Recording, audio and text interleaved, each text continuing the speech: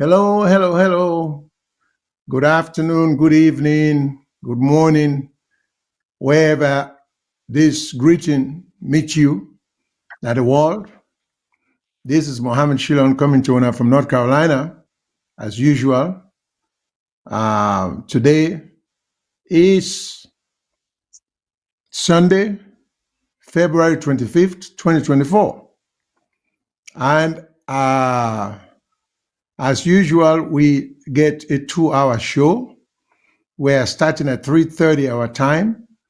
We normally like to start at 3 o'clock, but sometimes the pre the pre-broadcasting discussions are what they call editing and editorial sometimes can go beyond. So we're not going to like for start at awkward time like 10 after, 15 after. So we decide to start at 3:30. So I hope we're not going to understand and forgive we for that. We're trying our best to be consistent with the 3 o'clock time limit.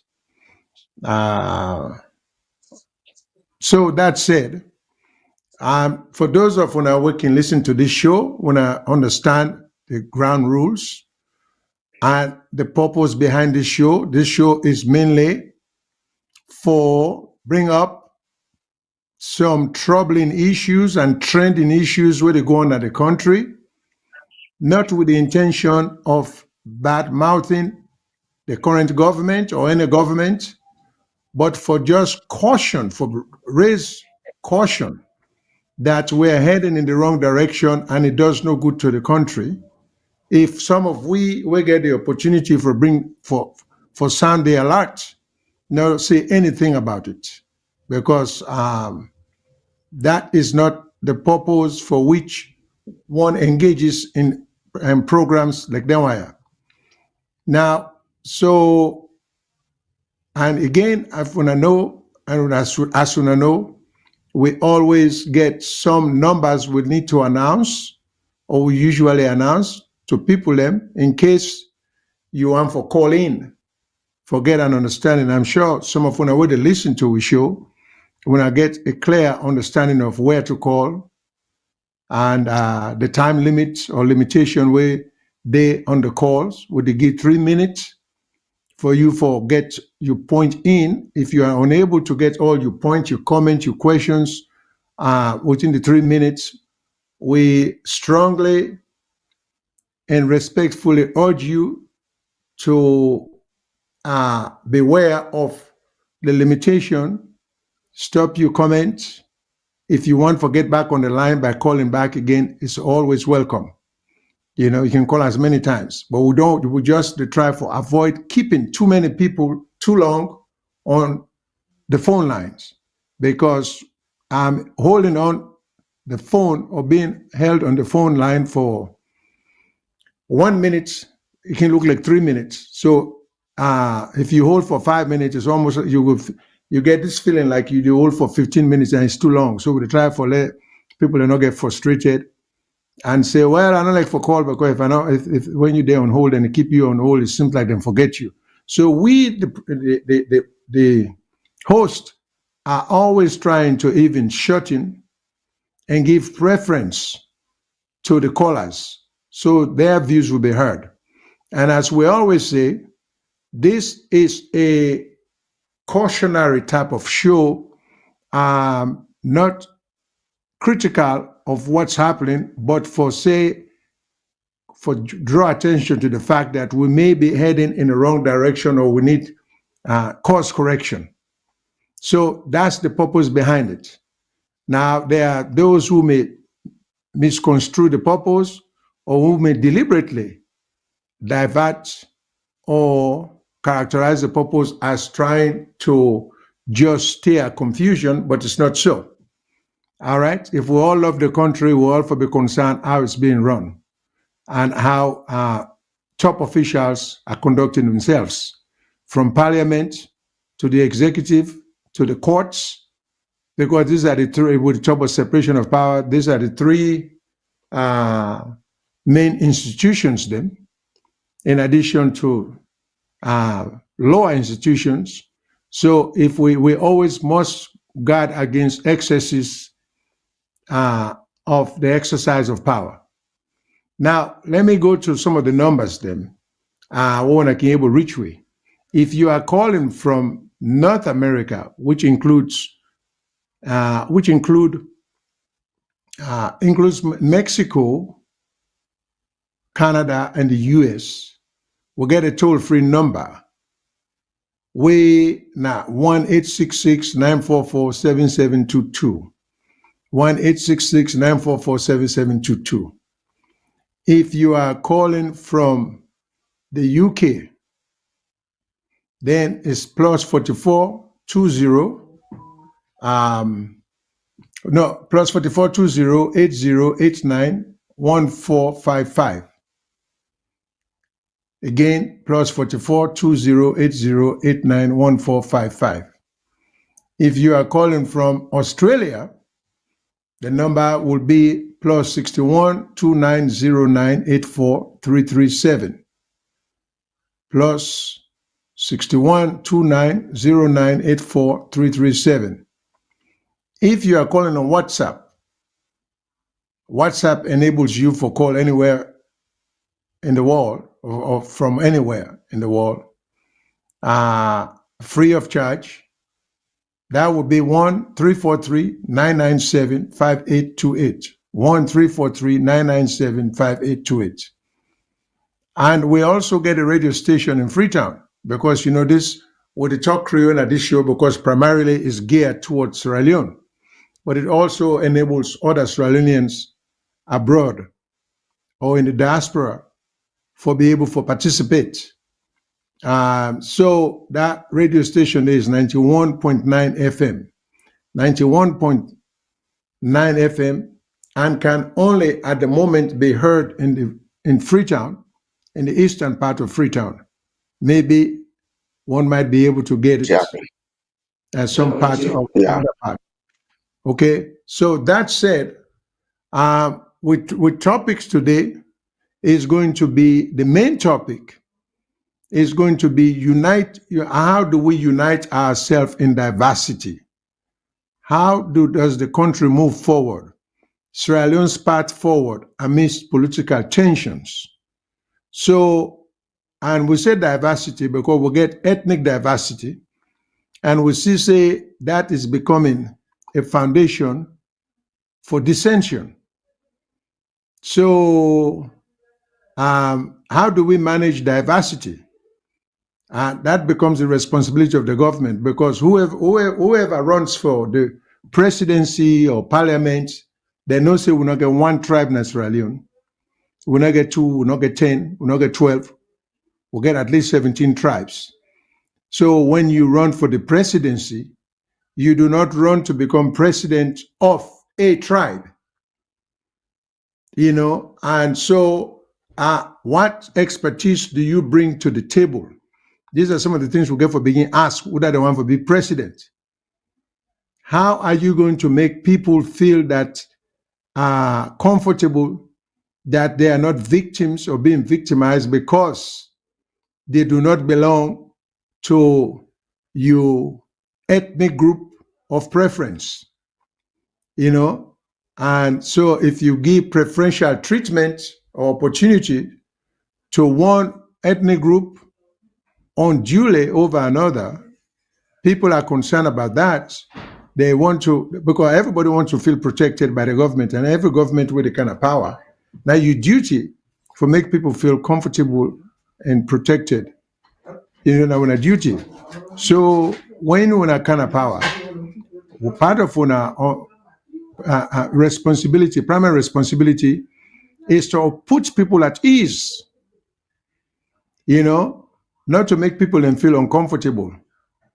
And we hear a whole lot of talk about extrajudicial killings, meaning people being taken out of their homes or attacked at night because they said or say something we know popular with the government. We don't know if the government is aware of it or not. That's people then taking matters in their hand. But I think one fundamental responsibility of any government is how to maintain the peace. how to maintain tranquility without encroaching on the rights of people to express themselves, either in demonstration or in words. I mean, it's a very delicate balance.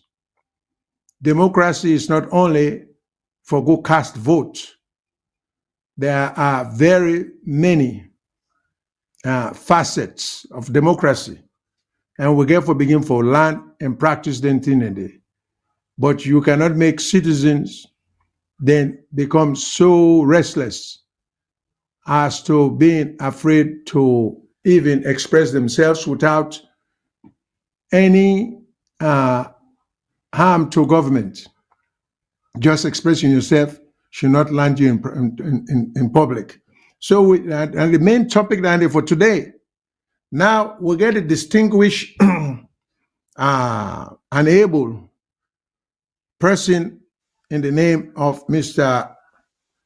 Boyd Jallo Jamboria. Oh, many of us have seen different shows, including this one. A man who we all get a lot for learn from because he gets so many ideas. Not to talk about, he's an extremely knowledgeable person. So we try for bring people of that caliber to the show for be able for not to always we will get good responses because sometimes we don't agree. Say if we just want for engage in negativity and bashing a political party or a political leader, we will get more responses. But that's not the purpose. We purpose not for bashing a leader or just engage in negative or negativity against that leader. What you would try for do now for try for enable people for broaden their mind and for rise above this loyalty, to a political party and the inability to rise above that. And there are people who support the two main political parties who are grounded in that situation. They cannot rise above just seeing things from an APC perspective or an SFPP perspective, And there are some of us who don't believe that these two parties have served the country well. And so where does that leave us? So we try to forget people and for say wrong is wrong. So please would encourage you now for call, whether you're a propagandist for a political party or not, just understand where we're coming from. And the main reason for this show now for contribute ideas, not to necessarily attack ideas. We will greatly appreciate that.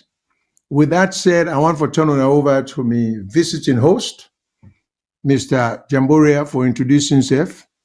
He is no stranger to one hour to listen to a show, but as part of the protocol, I will allow him to make self-introduction, and we'll go from there. So, Mr. Jamboria, to you, sir. Thank you, sir. Normally, I don't like talking about myself. I like people listening to me and making impressions about who I am. So, I'll not be wasting our time. I will just say, una good evening, una good afternoon, or good morning, wherever you are. Mpiari, Bua, una kushel. Thank you, sir. Thank you. Now, below the broader heading of inclusion, unity, diversity, the path forward, we get some subheadings that we want to deal with and some sensitive matter that we just need to bring to the attention we concern we.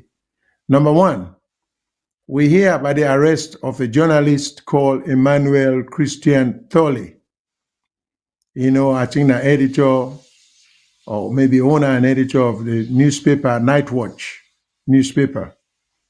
So I think he published something that probably didn't sit well with somebody in a position of power.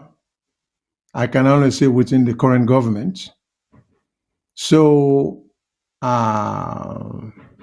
he was detained. Now, we have to be very careful how we exercise this power of detention, because unpopular speech or speeches are still constitutionally protected speeches. A protected speech under the Constitution not necessarily mean what people say good about you. In fact, one of the tests of a true democracy is the freedom with which or within which a person is able to express unpopular views about the existing government and don't have to suffer any recrimination or retaliation. That's one way we detest with democracy. We not detest with democracy by just listening to people in way favor you. Let the rest of us decide as to whether your comments or your decision to criticize is justified, because we have read newspaper, we go agree or disagree with an editor. And if you decide for turn your newspaper to that of a machine for a political party, is up to you. So that said, to me, my position is pretty simple. We have to start somewhere. As far back as the Albert Magai term, we have the libel laws that were being used to oppress political opponents. Then President Bio came, and I think that was the best idea. He said, let them scrap that law there because people should have the right to express themselves. But what troubles me, it seems like the government itself, where they pass the law, then and themselves, either them put themselves above the law for say the law not mean anything for the government, it's only meant for the ordinary people. This is the thing I don't seem to understand, because it's the government's job for try them best for comply with regulations, with the rule of law, and in turn, the rest of the population will follow. But when government pass laws, and those who are responsible responsible for or entrusted with the responsibility of carrying forward that law, feel say they are not bound by that very law they will them pass, it really affect the country in so many ways that it's hard to say. So my concern is very simple. We need to understand that laws that are passed, the first order of business and the government will pass them for obey them. They cannot put themselves above the law and claim, say, well, that will pass law, but not apply to we, the parliamentarians. Them will pass law, but not apply to we, the top people in the executive branch. Will pass law, but not apply to members of the presidency office. Because if we begin to do so, all we do is undermine we own system, and we not try to build the system. And I don't emphasize that over and over. We are not going anywhere if we not believe so we'll get an obligation. In fact, I fail to see what would be the motivation for anyone other than greed.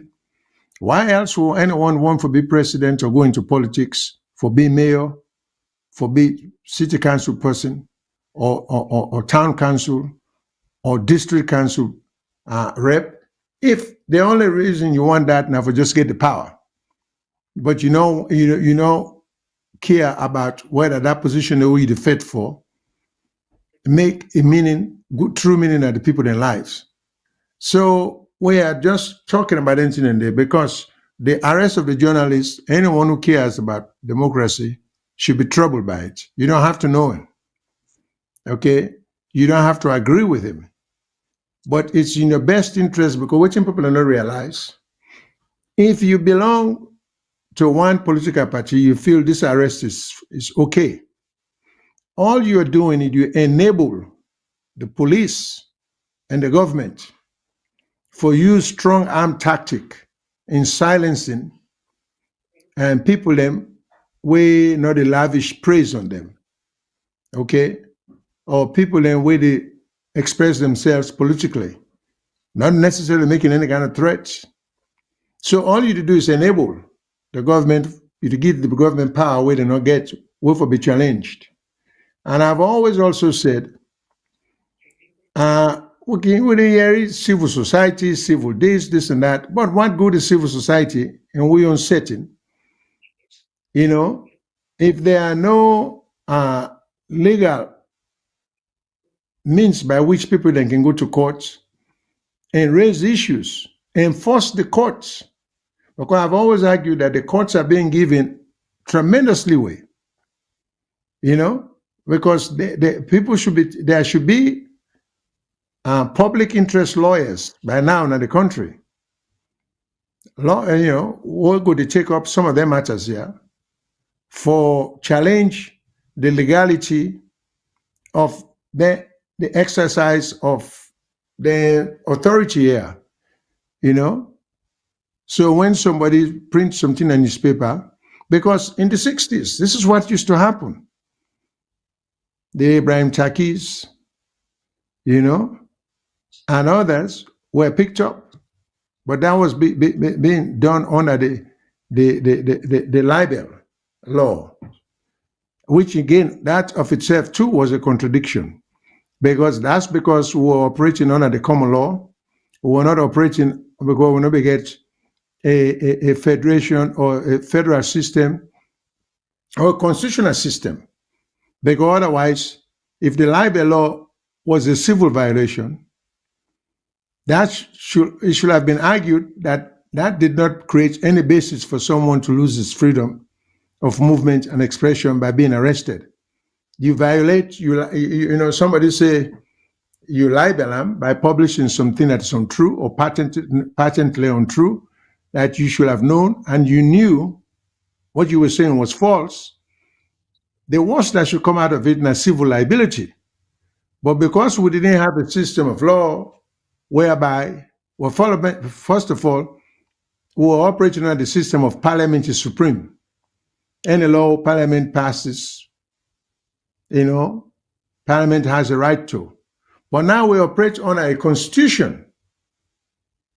And I keep reminding people over and over and over, the constitution is the supreme law of the land. The constitution is supreme over parliament. Even parliament does not have the power to pass unconstitutional laws. And when laws are passed that are in contradiction, you know, of sections of the Constitution, it's illegal, it's unconstitutional, and it should be challenged. And the way you challenge it is by raising the issues with the courts.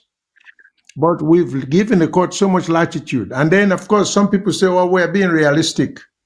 The courts will do nothing. Well, if that's the name they want to build for themselves, let it be. But we'll give them an opportunity there, not for hit the ball at the courts. If they don't consider the Constitution that important, it will come back to haunt them too. If that's the influential role for sing and dance the music of the executive, well, let it be, but that should not discourage lawyers from bringing or challenging laws that are clearly unconstitutional. And the same applies to the police. Would you see grossly undue exercise and abuse of people in freedom of expression by the police? You know, and I've always argued that if we talk about all this so-called tripartite agreements, if APC is really serious, and if they get the country at heart, this should not be an issue between them and SAPP. They should bring the likes of Charles Magai, Femi Claudius Cole, and some other serious opposition party people then as being part of the process. So this is what we call responsibility. Creole man say if marriage goes sweet, at the bachelor's eve you go know. So if APC is going to be a viable government or opposition to the SAPP, now would then step by step, then the incidents that would happen, and who would determine if APC is going to be responsible if and when they have power. Okay? But if they are just going along, in fact, trying to rush the agreements just for reach an end, all they will be doing is empowering the current government for make the laws lopsided and retrogressive, going backward. When Cordano could take we forward. Okay, so I think I urge the APC too for them for act responsibly in opposition, get people involved, other party members, and they will try to encourage the multi-party system rather than this so-called proportional representation, way inconsistent with the multi-party system. Is for the good of the country. And now, if you belong to SRPP, you might take the position, oh, what's in the talk about? Now we're in a power. Yes, but is it even good for SRPP? You know, we not get to analyze that. And we talk about things of national interest. So why should we think something that is good for one political party, but is not good for the country, we still have to push it forward? You know? So we are strongly getting people them, urging people them for really use their mind and love the country a little more. Not to for the play this political game. Because it hurts the victim, the eventual victim of all them practices here, now the country itself. And the country and the people. Okay? There are many sub issues that we'll get to deal with. Issues like the toll gate, you know, the bus or issue. There are so many critical questions, and people must ask them things there, you know.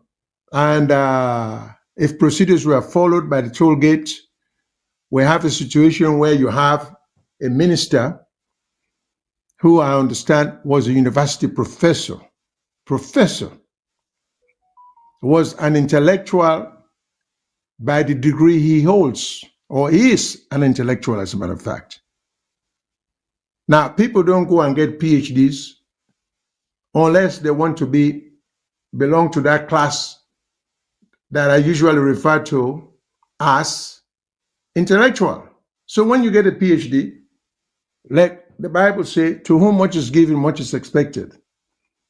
If you have a PhD, we don't expect you to come and start performing like a high school grad. You should perform commensurate to your level of education or qualification. So one begins to question whether qualification equals education, because we see inconsistency in here. People with doctorate degrees, people with master's degree. In fact, some people have 10 masters on the wall. But then productivity is just amounts to very abysmal outcome. So you wonder, say, well, all this degree. And I always used to cite an example of a professor in my law school days, and we're talking about 48 years ago. No, sorry, we're talking about 50 years ago. Like I've been a lawyer. This is me 48 years. 48 years, I'm sorry. But we used to have a professor who had the topmost credential on the faculty in law school. And he was an African guy. He was from Uganda. He get the top, credential, nobody could match him. But he was the most incompetent professor the school ever had. And to this day, we were never able to understand what was the disconnect. So we see this happening, not only with Africans, but with some people, where people have all this top-notch photographic memory type of education, But when it comes time to perform, they can produce. And that's why when presidents begin to elect or nominate people for positions, unless you're trying to do political favors, but if you really want to move the country forward, you need if there to be a combination of factors, not one factor, how high a degree you have, or what kind of degree you have, or how many degrees you get. It have to be a combination of how far you went to school, because if you only finish secondary school, but you're a great thinker, and I go ask Mr. Kagbo play a video for me of the young man from the Gambia, where illustrate that point there. So if you get somebody who just get high school education, but can think on his feet, and there are people who are that gifted, it may be wise to just think of people like that and give them responsible position because they can be more productive. As a matter of fact, let me just let the control room play that video for me. This is an exemplary young man from the Gambia who is extraordinarily impressive. As a matter of fact, he's so impressive that when he had an opportunity to come for can study in America, now Canada, now Australia, he chose to go to Rwanda. And he will explain why he chose to go that country there. And he's capable of going to any Ivy League school, now America, England, or anywhere. He's that good. But he chose to go Rwanda, and he will explain to you why he chose Rwanda. So then Canada, and when we use the word back home, we talk about brilliance. That's what you call brilliance, because you can think creatively, resourcefully.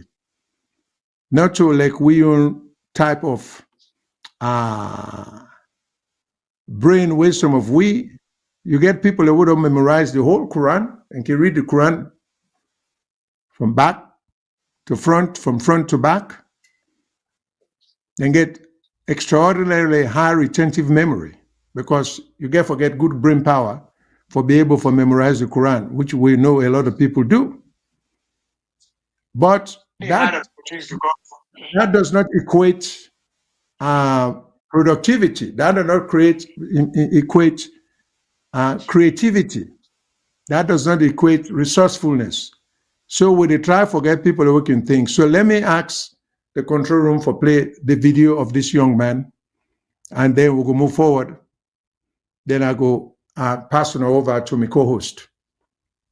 But first, I just want to say this thing about foreign investment in Africa. Yes. One thing that is certain is, you see, it is easier to mismanage money or funds that are borrowed or comes in grant than funds that are mobilized by grassroots individuals. Yeah. If we have a common project here and all of us put in $1, we will all go back home keeping track of where our $1 is going. And that doesn't make politicians comfortable. So that is a no-go area for many governments in the continent.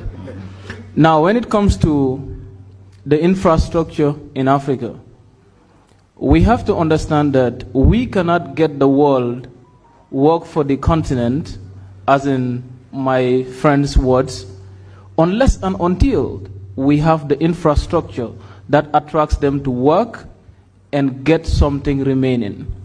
The poor infrastructure is what enables capital flights and direct investment occurring within Africa. Because in most instances today, when we look at the logistics, for instance, how many of our big businesses, the likes of Dangote, who invest a lot on distribution, will tell you that in many African society today, the Dangote group cannot operate as a result of poor logistic, poor infrastructure, and not having the ability to negotiate or making it easy by African governments for their projects or their company to reach. Now, we cannot talk about regional integration if we do not build the infrastructure across the continent. The Gambia, where I am from, is just about 2 million people. We are one of the smallest markets in the world. How do we expect the Gambia to produce and grow if an infrastructure is not built for Gambians to integrate and interact and do business with Ghanaians, Nigerians, and other parts of the continent? Another good example is Rwanda today is seen as one of the fastest growing economies in the world. In the top 10, Rwanda is there. In terms of size in the economy, is around 143 out of 193. That is the disaster that occur because there is no common market across the continent. So these are things that we, the youths, of course, find very difficult to comprehend. And this is what I believe could be our solution. That with the big entrepreneurs that we have there, the big business and developers, the Dangotes, my friend here, Freedom, and the list goes on. There are so many Africans who need to rethink about investment in the continent. Instead of hoarding and hiding our money outside of the continent, we have to come, have trust in the youths, invest in the skills, and influence our governments to forcefully put the enabling grounds so that we can integrate. It doesn't matter if I walk across the continent. As I told you, I've traveled a lot and so many countries in Africa now. And all I see is brothers and sisters hungry of skills. I've seen youths building and making doors, gates in Nigeria, in the province of Nigeria, where we import them from China and Dubai, in the Gambia. This is the problem. And we cannot enhance this unless and until an infrastructure is built to put all of us together. And that is what we need to invest in now as a continent. Africa as a continent, we are made to believe that we have to stick with the financial institutions and financial dealings which are already set by a world without consulting Africa. And this has been the biggest disasters that we young people in the continent will have to leave generations to pay for. When we look at the numbers, we keep borrowing and yet don't multiply. And yet the same numbers that we're talking about cannot be channeled into human development. And that is the threat, that is the fear, and that is the anger and frustration that every African youth today is facing. So we need to have a paradigm shift in the way we deal with the rest of the world, first by looking at partnership.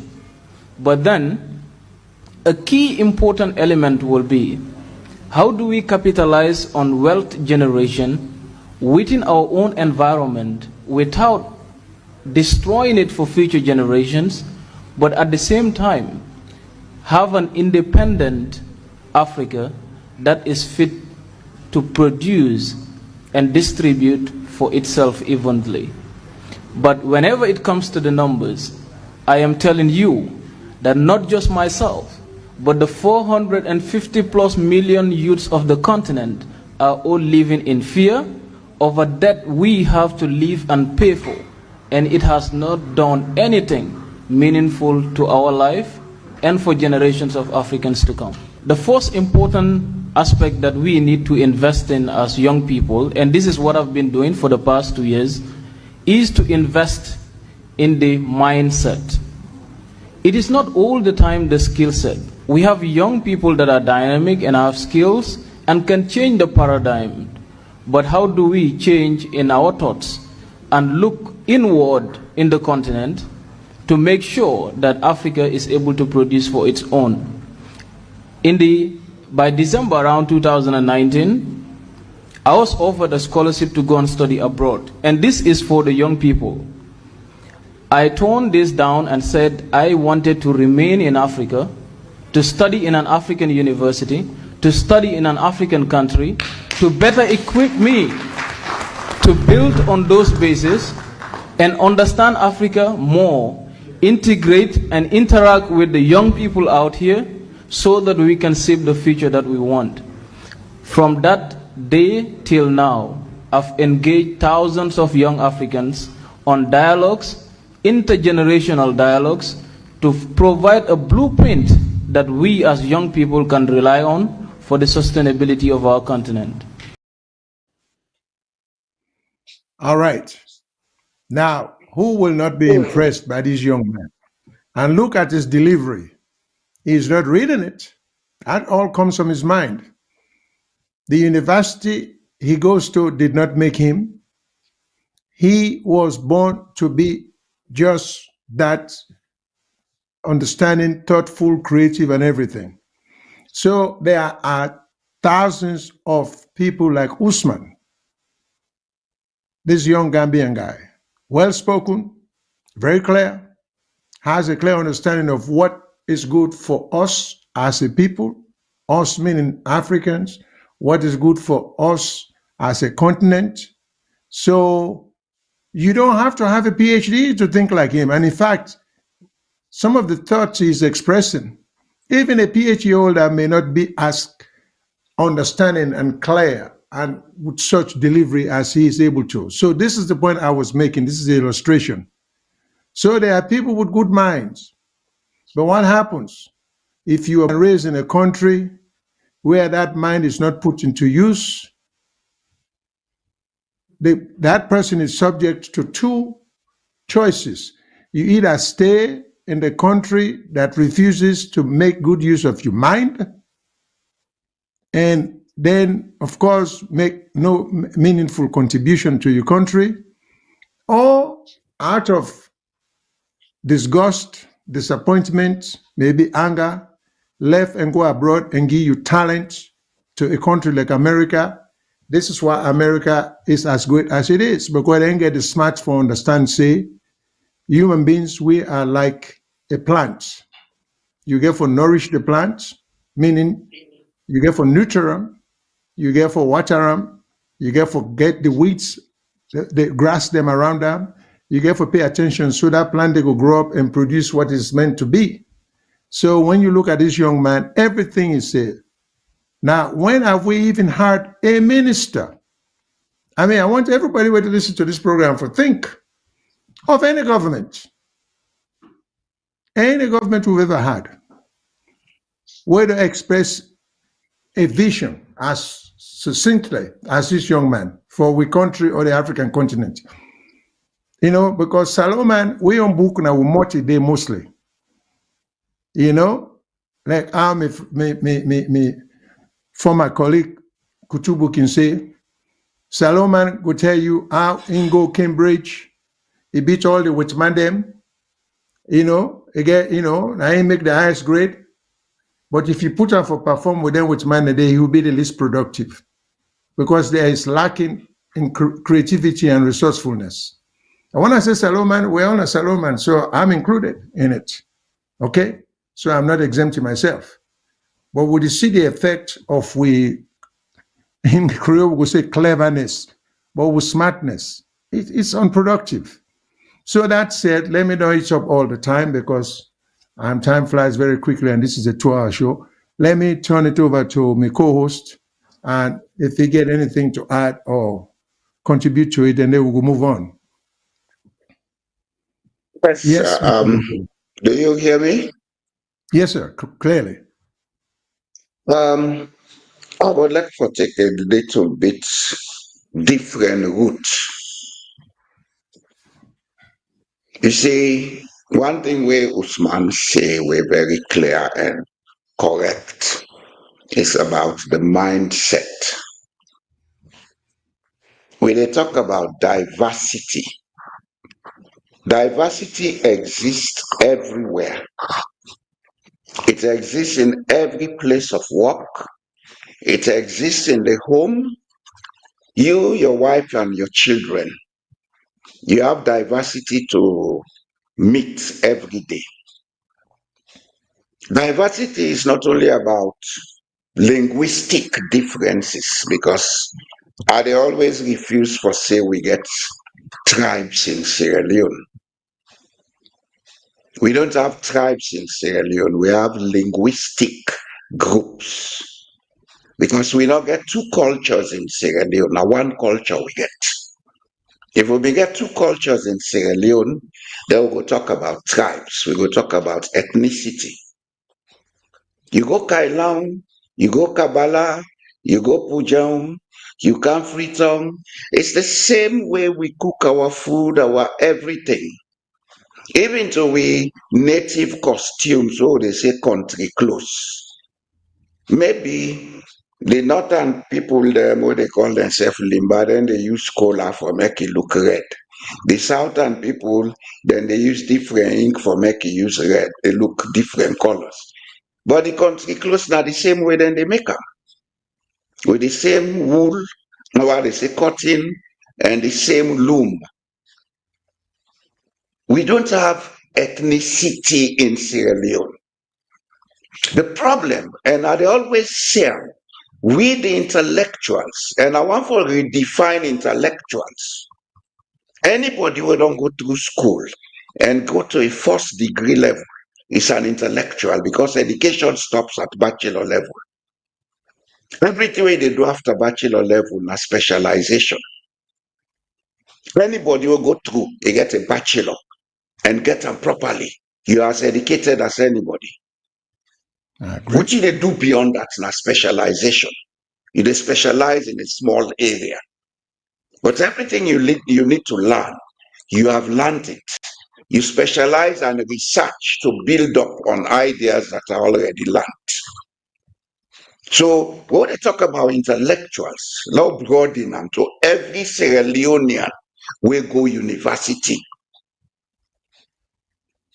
The unfortunate side is our education has not been structured to allow us to think critically. Our education has not been structured to allow us to think innovatively. It was structured to allow us to learn certain concepts for us to be yes men for the rest of our lives. And this is exactly one of the problems we'll get now with society. If you see when they talk about tribes in Sierra Leone, it's because the word tribe was introduced to us by some British. We are yes men accepting it. That Kamara how they talk Mende, that Kamara how they talk Timni, that Kamara how they talk Jalunka, that Kamara how they talk Soso. Now the same DNA. Now the same DNA. So we are not different people. We have come up from the same ancestry. If we talk different languages today, we get for try for research why. Maybe it's a geographical reason. At a time in the past when communication was difficult, people within small communities develop linguistic structures for allow them for communicate. But when you look Mende, Timni, Limba, and all, they all have a common root, the Malinke root. You see, with problem as it is, now with perceptions, and our perceptions has been built on beliefs that were limited because of the ability for we to see the wider world. The younger generation, then they see a different world from we because today cyber communication, telecommunication has become so improved that you know what is happening all over the world. So your horizon is broadened. The problem we still have with our political and elite classes, they are refusing to go with the recent changes. All this thing about cyber security law and etc. Now for continue for limit the ability of people to get experience and knowledge. But they cannot limit it because it's something you cannot control. You may pass a law to say, okay, don't do this. Except if you go back in and do some extra coding and block internet in your country, we go lead you to a social upheaval. You cannot block information sharing in the present world. So they have to upgrade, and therefore upgrade. Why are they go this step? Looking at the topic, diversity, uniting in diversity. When they talk about democracy, what is democracy? Democracy is not a political process. It's not a political process. It's a social belief. It's a social condition. Then they tell you about free speech in a democratic society. What is free speech? Free speech don't mean say you dey go incite trouble, but you will forget the right for make your own opinion about a situation. And it must not always be one-sided, one track. Not orthodox society democracy they preach. Democracy they preach diversity. Allow diversity.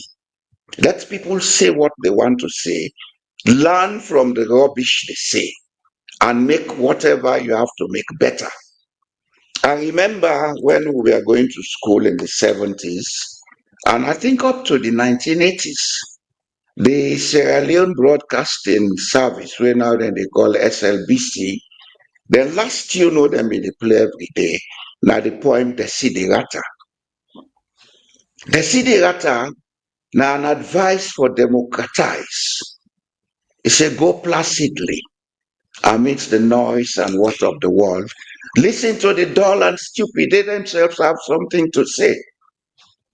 Take something from the nonsense we then talk. Learn from it. Even in your normal life, whatever happens to you that causes you pain, learn from it. Be a democrat to yourself. A lot of people are not democratic even to themselves. They don't want anything bad for happen to them. What happen and blame which man, blame God, he broke out, he died. We have to mature emotionally. The problem with us, and especially in Sierra Leone, we are immature in terms of our cultural intelligence. We are immature in terms of our social intelligence. We are immature in terms of our emotional intelligence. Why? Because we have been brought up in the culture of autocracy. Do as I say, don't do as I do. So we make laws and expect people to abide by the laws, but we break the laws. We don't even understand that the best law and the singular law that allows every other law to be effective is that which says example is better than precept. If you are the example, then you are the law. And that law builds other people's trust in you. What make they go this far? And they take them from this level. Since before independence, we don't see how we political situation there in Sierra Leone. A lot of people think the problems of Sierra Leone started in 19 or after 1961. No. Our problems started well before 1961. When we had the first elections conducted in 1953, we got the first government formed where they make Samilti Magai chief minister. That was when our problem started. Whether by accident or design, because the Sierra Leone People's Party, now they may get the majority of the votes contesting with the Sierra Leone National Council, when I be only the western area them be there. They gave them the right to form government and had 3 ministries. That was where the mistake was made. Because at that time, the concept of autocracy in governance was passively introduced, and it became institutionalized in we perceptions. The wielding of power, now get all the power. Oh, in a democracy, all political groups, all social groups, all interest groups have a right to the power. It's not elections that give people power. It gives you a mandate, not a power. The power belongs to the people. And the people have a right to question. One. Two, autocracies don't use power. They use force. Force is different from power. Power, now the ability for instigate change. Force is the ability to impose.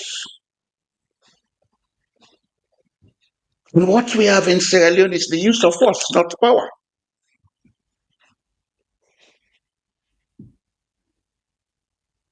If we want to change Sierra Leone, let us stop using force and start using power.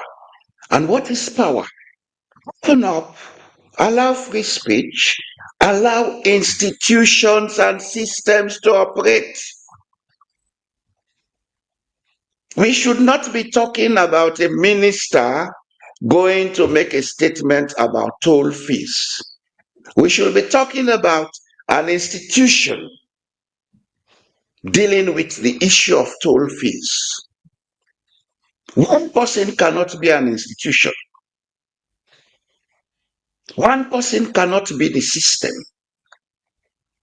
If we continue this way, we are only talking about giving certain people mandates to use impunity. No one for jump the gun. But that toll gate issue, I think I know the history.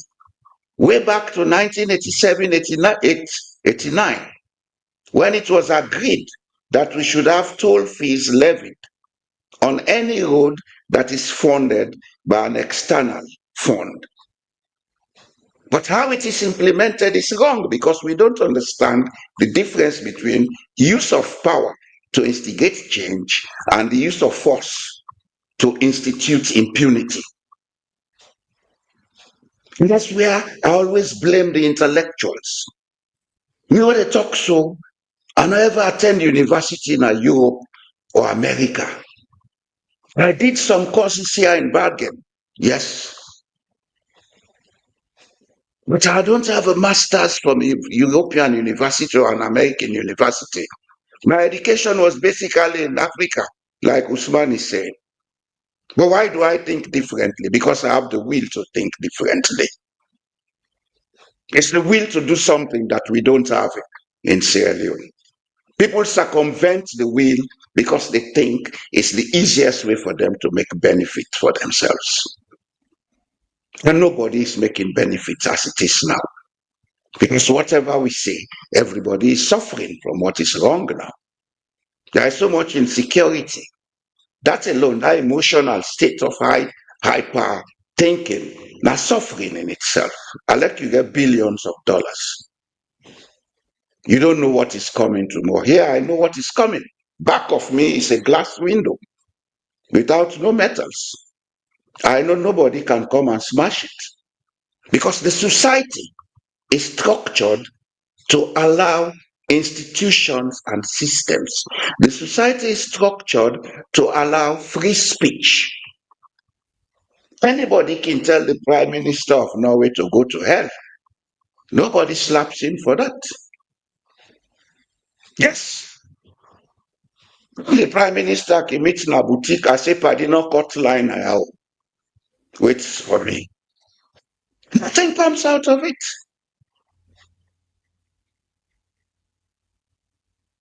We go for change with perceptions. We go for change with beliefs. And who has the utmost responsibility to do that? It's the intellectuals. But they are the ones causing trouble. All what did they go wrong? Now the intellectuals responsible. They have to own up to their responsibility.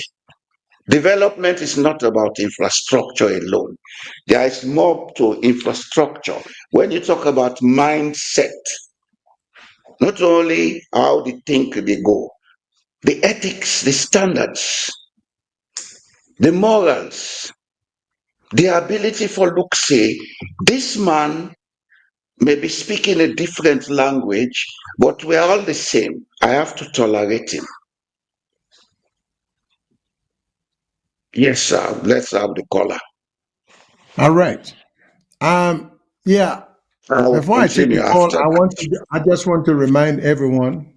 Normally, I can even try to do that at the beginning of the show.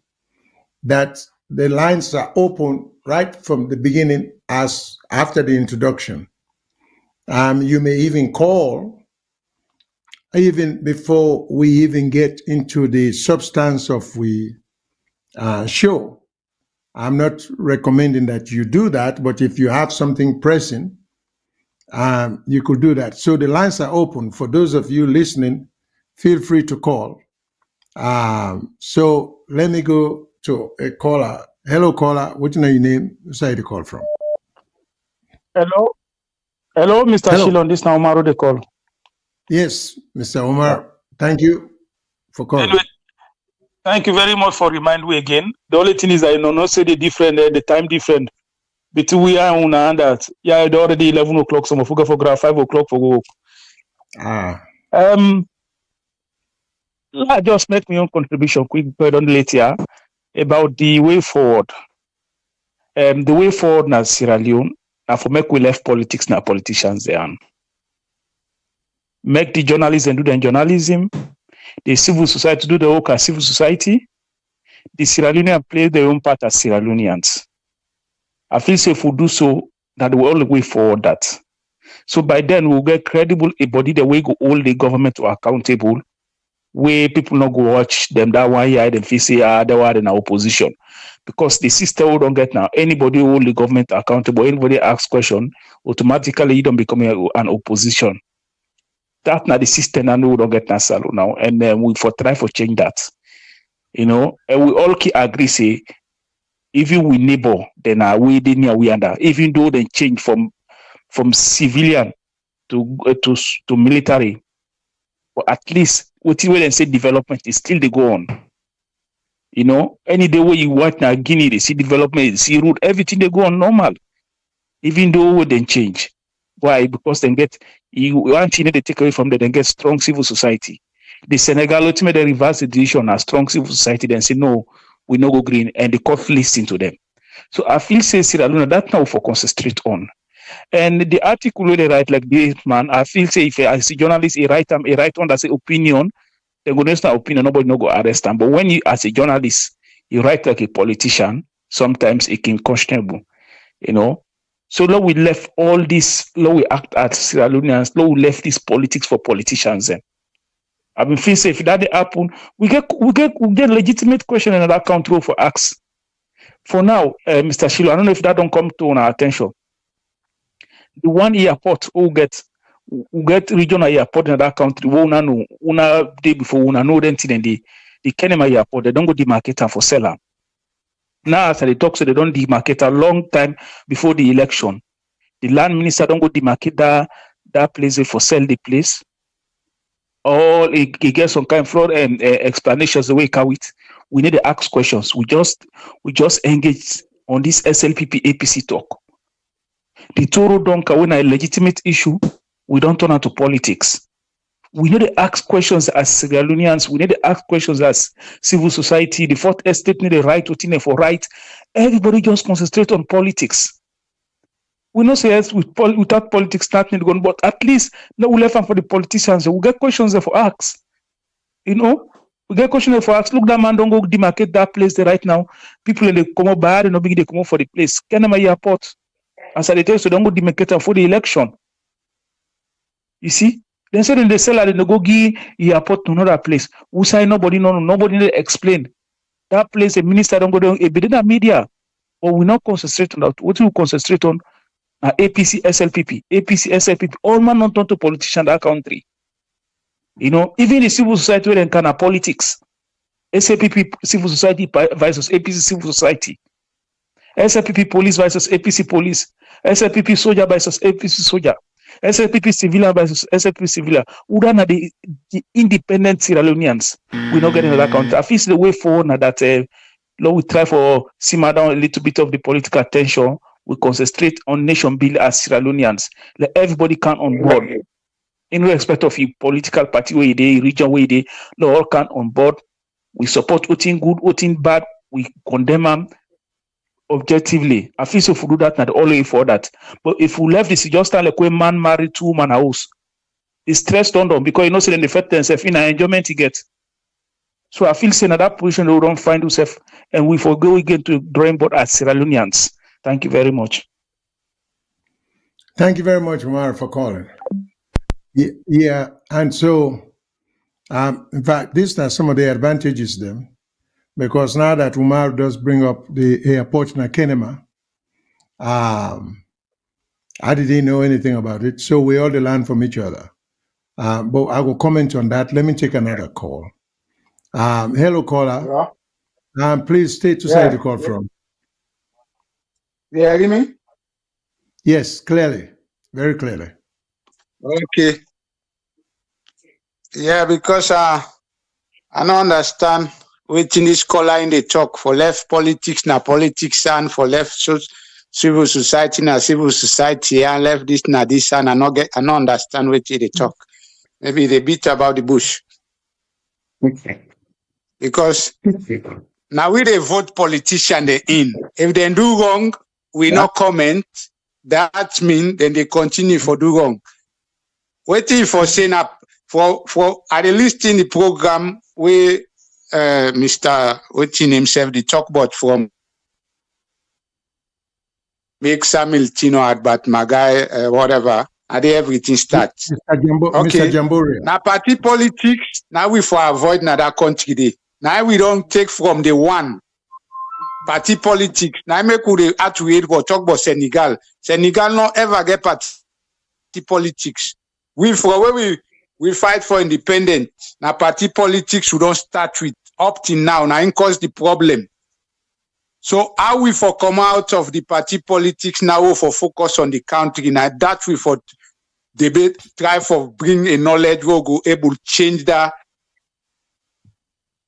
kind of system there. Because I understand what Mr. Jambora if not showing him the talk. For checking time, checking have been just trade union, but most of the one the way we work under them now well educated people them, but Pasheki able put them to how we want them. So just like where they say the one they were educated, where they go learn them book, because now the British man and colonize we and say learning is better than silver and gold. I make could restrain so now the foreigner the way being carried them you know say trade is better than silver and gold. Learning. Now and then again so now. Lebanese and they not go school, but the learned man will come out college, Frabe college, and the IRM for do the clerk or how you call them. They not go school, but then they pay them. So all the foreigner them way not go school, now they all long buy the whole country. So now because we've been just learn for go turn 1 to 1,000 or 1 to 2,000. Now that British man they learn we. So now we problem with the face right now. We not foreigner now we own country right now. So now party politics now for stop. We for find ways they means how for stop them. And if stop neither SLPP. Because we for come up with mechanism. The next election, if the first run up, then nobody not get the percentage. Then we for come to coalition government, we'll go bring every party inside for review with constitution. We go make we able change everything. But if that not happen, any party APC or SLPPO na the same thing forward. They not go change nothing because na benefit for them. The parliamentarians they will get power past the president and not president come and they give them waiting their own quota. So they know they do their job. Now we they suffer. Civil society, then they talk, but this government where they then get gone. So then they threaten you. So how we for solve the problem now we for come up with? How we for solve this problem where not go be no more party politics na that country because na that they don't be the cost na the country. Okay, I'll stop here for now. I will call back later. Thank you very much, sir. We appreciate it greatly. And what you say, I think we, for Sidom and think about that, and even the previous caller, of course, there will always be room for disagreement. So I tend to agree with you. We cannot just leave politics to politicians. We can't forget a system of checks and balances. So, because we know, say, politicians are prone to corruption and short-sightedness, so we can let them self-govern themselves. That said, let me take another call. Hello, caller. Before you take the call, sir. Okay, yes, go ahead. You see, we need to understand certain things. Politics is not a job, it's not a profession. It's a service. And politics involves everybody in the society. Everybody is a politician. Party politics, being member of a political party is different from being participant in the political situation of a country. The Mao they talk say we left politics for politicians. He is complaining about politicians. Even when they try to talk to them, let them understand, say, we all have to honor our roles in society. Then they still go and do it not correct. Now they go give land for airport to people them. So how do you expect us to solve that if we don't talk to politicians? How do I want that man to answer that question? We for go fetch them, we for go beat them. The only way we can talk to people for change them now by getting them to understand that this is wrong. Let us stop doing it. If it takes, say, because I say the destruction of Sierra Leone started in 1953, it's a fact.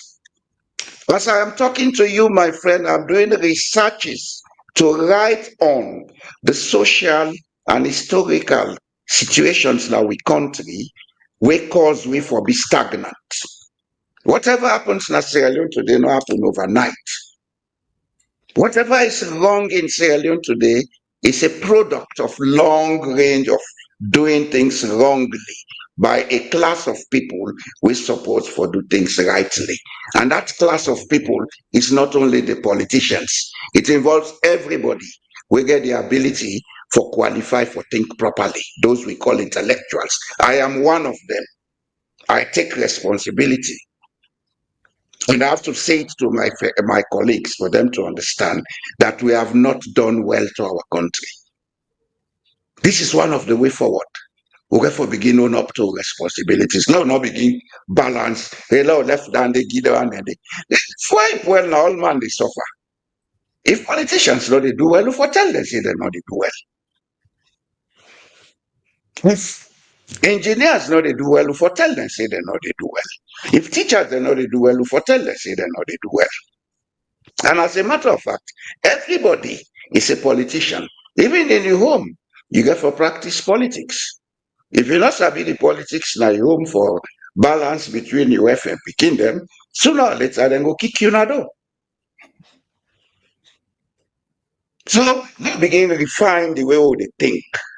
That autocratic men are the master, then they are the servant. Now they make we think wrongly. Democracy not they about master and servant, they about collective participation. Everybody get a right. Now I make a come with that issue of desiderata, the poem, when a music.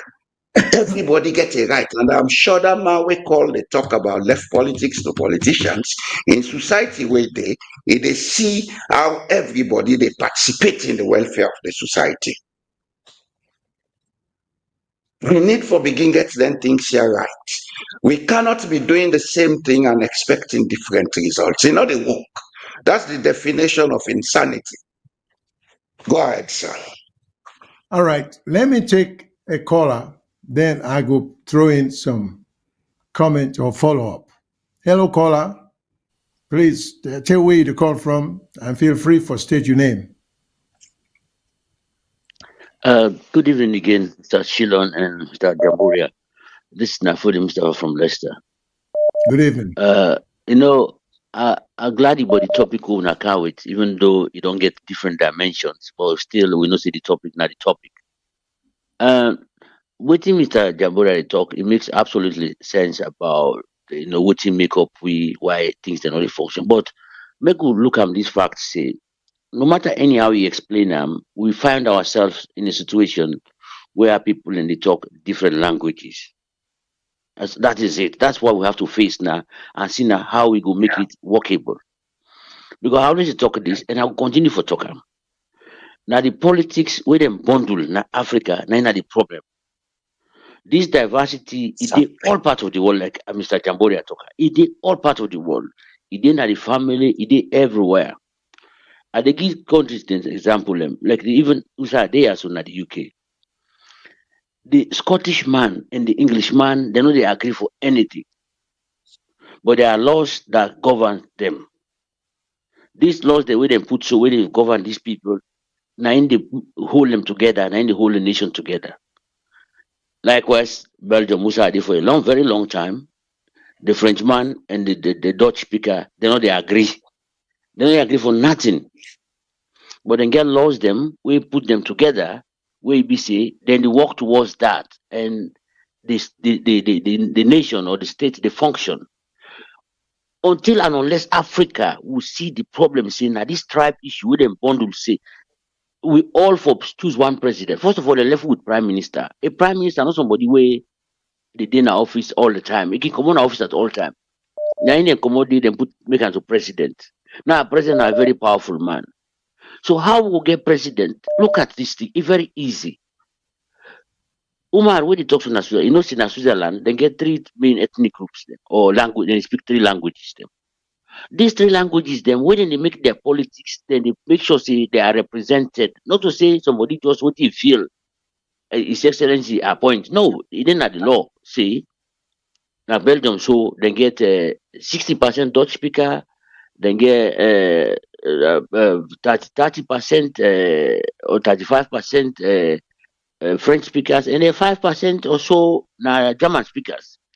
But all of these people, they get for make election democracy amongst themselves, and then they come now to the central government for come form a government. Then they make sure say like they don't talk say now 7 people and they come on at the French, the Dutch side who get 60% ministers them. No matter whether the prime minister, no go get that power for appoint more than 7. These people have peace. They know they agree. Ask anybody who come on about the Frenchman and the Dutch speaker. They know they agree for anything. The news where they happen at the French side, we know the area on the Dutch side. We don't know what did happen there. There are people who know they agree at all. But the law puts the country together. So if we don't know, even last week I talked about Mr. Kabu talk say, oh, now the democracy, no, or the politicians. This is not going to work. Now the reason this way is they see something they happen at the south, like so today they go put box na the Nabo district. SLPD, no matter the hardship, no matter the everything, because this is not democracy.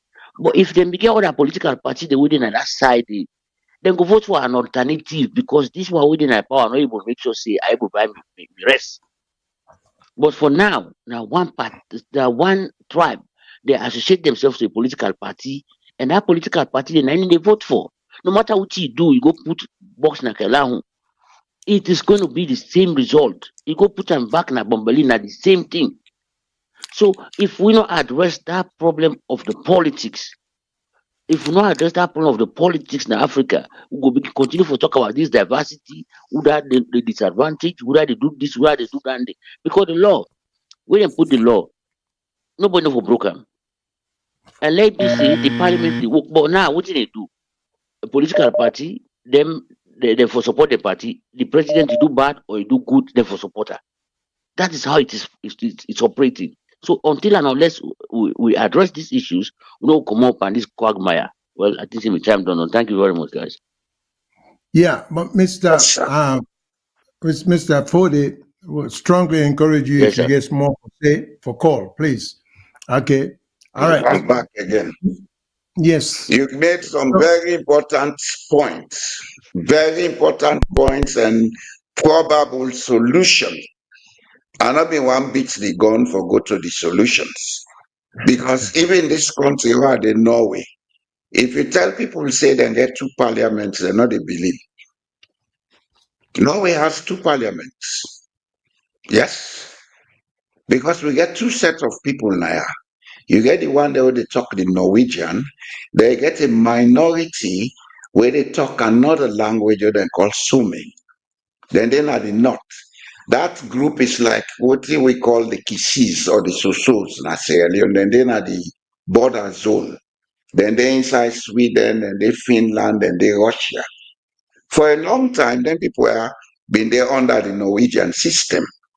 But then she say, if they continue for keeping them under the system, it not go well for the country in democracy. Frictions will continue. So then give them their own freedom, forget their own educational system, then they teach in their own language, now the north.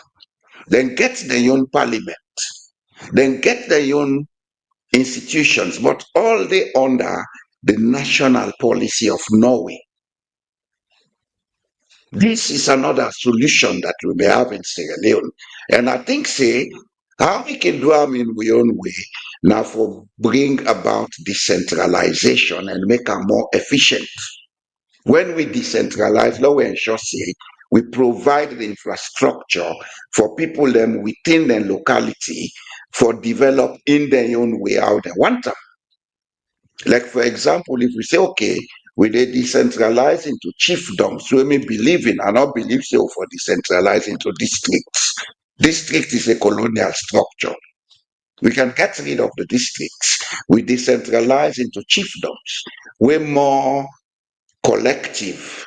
We're more affine. People learn within the chiefdom, then look themselves as blood relatives. Get them to plan their own development within the national policy framework. If na school they want build for equipping them schools and get teachers, let them do it in their own way.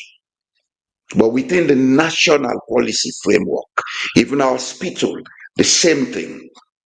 If na water supply, the same thing. Then you go see a lot of political tensions they reduce. Now this sent over centralization of governance because not to power. I am refusing to use the word power because we are not using power in Sierra Leone. We are abusing power. The over centralization of governance now the root of all the issues that we'll get. These recommendations had been made, attempts have been made to implement them, but all of it has been implemented badly. Why? We come back to my position. We the intellectuals, we for direct society, we know they do with jobs. And who don't like it, I'm sorry, but I'll say it. Go ahead, sir. Yeah. Without Yeri, we Mr. Well, in fact, I want to make we touch a little bit on the toll gate because there are so many points we can raise now. Yeah? But the toll gate, the implication of the toll gate, now the rise in the fear or in the fee where people in the pay. So the previous callers them on the other issue, I think without address that because we know we'll get if we want to address every issue in great detail, we're not be able. So let us just go to the toll gate situation. We have so sometimes will government they behave in a way, and sometimes you don't want to refer to the government, but you have to. There is this indication of anxiety uh, for money.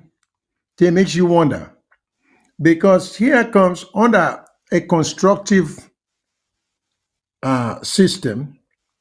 You cannot have a minister come in February at the middle of the month of February, he just announced, say, 2 weeks from then, March 1st, toll fare will go up in 2 weeks.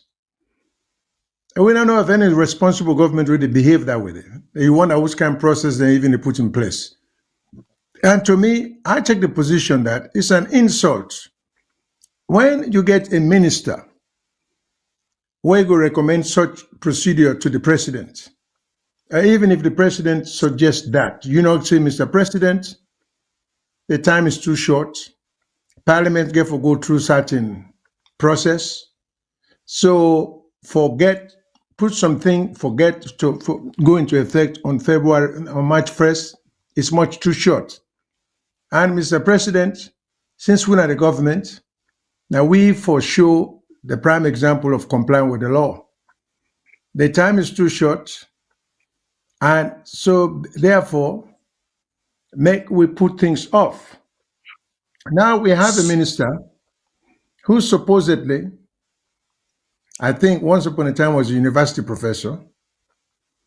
This is a man you would think should know better. Because it's about time we begin to call these guys out. Okay? This is a man with a PhD, a former university professor, a former minister. In fact, a minister would have worked under two governments. The Anaskuruma government and the current government. And under this government, it will be minister, it will be go out of ministry, then it will come back in. It will be minister of housing, you know, or minister of lands, I believe, you know. So now I'm not sure if he's a transportation minister. But when you look at the situation, it makes you wonder, what's the rush all about? That the minister would just come. And what system do we have with just a minister? This thing about giving so much power to one person could just decide that fear, where they affect people in pocketbook, could just go up 2 weeks from then, and then that becomes the law. What kind of system is that? Is that the system we want for a country? Really? You know, so the toll gates, Minister Sandy just come up and say effective January 1st. Of course, we know now that because of the uproar or some objections raised by certain quarters or in certain quarters, now we understand, say they don't put it on hold. Okay? Because the minister first pretend as if he knew what he was doing. And he claimed that the company where they collect the toll, that company, they get a right for demand or request a toll rise or the rise in the fare. And that, so this is the people in just exercise their right. And that all he was doing was making an announcement to that effect. But it turned out that these people who are claiming that they have a right to raise the toll, the minister himself has not read the content of the agreement.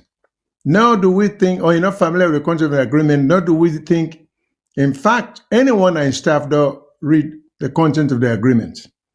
Because the minister claims, say, first of all, some of the criteria we go through the company, they collect the toll, that there should be a yearly financial report. There has not been one. For go through this process of raising the toll, then for demonstrate a yearly financial report, and then for tell you about the traffic data with respect to the necessity of continuing the toll, because even a toll, sometimes when I get to decide how long further should the toll be collected and when is it going to be abolished, because toll not a permanent condition in most countries. Now here in the state of North Carolina, they will collect the toll as soon as they recoup the investment they put in it. The toll is completely abolished. Okay? And that's how it's supposed to run. But when we get everybody, and we in Sierra Leone, we not put the qualified people in a qualified position who have the expertise for negotiate on behalf of the people, we end up having half and half. Okay, in fact, I understand Dr. Sandy is the Minister of Works. He hasn't seen or received audited financial statement or traffic data for the Wellington Massacre Road. In clause 10, subsection 4 of the agreement between the government and the China Railway Servant Group, the toll staff can be adjusted, the toll tariff, can be adjusted subject to a review of the base traffic data, which the minister clearly said they did not have and have not seen. The company also should present to the government its financial statement and audited reports every year. Again, the minister said he hasn't received them, but has now requested that the company submit these documents. Well, if this is the situation, how? The audacity for the minister for just come out and think say the country is full of a bunch of morons. When you just come and say all of this, to me, give an indication of, I hate to use the word corruption, but it's just sad. We don't need people I like would this. rather we use, Mr. Shillon, I would Go ahead. rather we use incompetence. Well, I am I agree. deliberately using the word incompetence because I worked in Sierra Leone from 1979 up to 1998. Part of my work, I was a trade unionist, and being a trade unionist, one of the things we the master now the structure of management of the institutions. The structure of management in the public service in Sierra Leone. Every ministry has 3 wings or 3 arms. You get a technical department, you get the administrative department headed by the permanent secretary, then you get the finance section. Added to these 3 wings that you find in every ministry, we mean say issues like this for come out from the technical department, it should be recommended by the technical department, not by a minister, a demigod. Secondly, institutions were recommended for creation, we then create after the war. One of them, now this road funds management office, where they been create under the last government. And that road funds, now then for they in charge of them toll and then kind things then they. Any fund where for pertain to collections made on levies such as toll or subsidies given from fuel, etc. Now that institution they for manage them. Have these institutions been dissolved in Sierra Leone? If you ask me, no. Why are they not functioning? Because of governance incompetence. And this governance incompetence is not an issue of SLPP. It's all about all the politicians in Sierra Leone. Even in parliament, we see governance incompetence now. Because parliament is supposed to be the overall accountability and oversight institution. Since 2018 to now, we don't see a lot of rubbish done in Sierra Leone. Parliament's not, they say nothing. We have in so deep incompetence in we governance that some of us shiver. For no one for run Sierra Leone as a country, let make her into a monarchy. Grand Julius Madabio as king, who circle the public servants. Let here ministers and run the country. Let public servants know they pay salaries, they will not allow them for do their duty.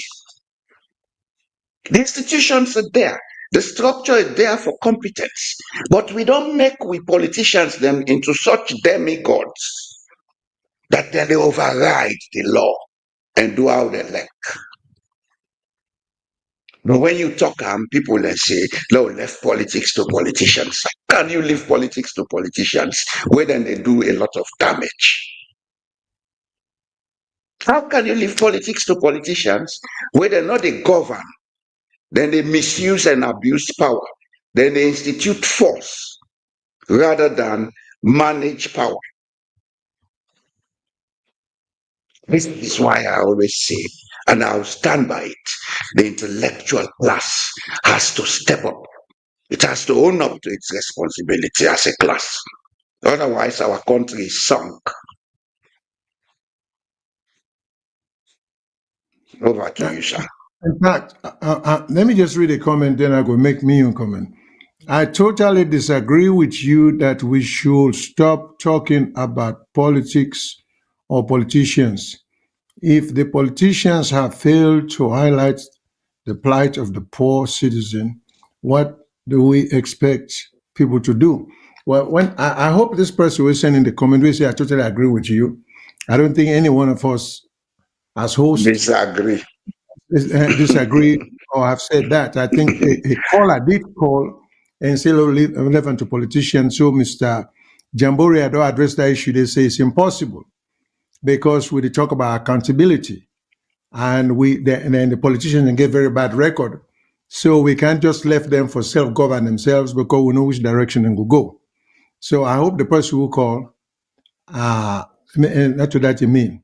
Then, as always, yours truly, Mr. Diallo Yamburia, always dives into the historiography in order to shine a critical light on the root cause of the present political fragmentation.